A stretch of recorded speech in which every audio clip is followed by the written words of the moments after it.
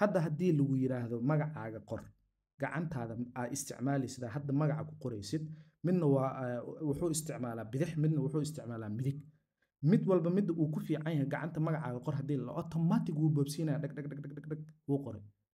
far qurux badan uu ku qoraya wili isla adiga shakhsiga aad tahay gacantii adi aad leedahay magacaadii aad leedahay aqoontii ilaahay uu ku siiyey gacanta kale magacaaga ku qor haddii lagu dhaho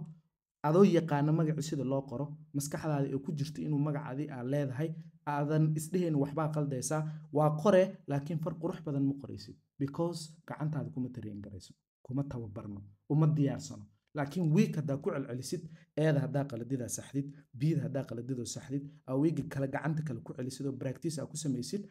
automatically gacanta kale way keenay keliya maxay isdheer yihiin experience ku celcelin bese isdheer yihiin haddaa caawa go'aansatid inaad gacanta bidixda ama midigta wax ku qoranaa tii hore aa wax ku qoraysaan ka guura haddaa go'aansatid qabashada qalinka waa barane laakiin marka koowaad isbuuca ugu hore isbuuca labaad isbuuca saddexaad sida doqonnimadoo kale aa u qorqoraysaa qof barbaradoo 2 jir 3 jir oo kale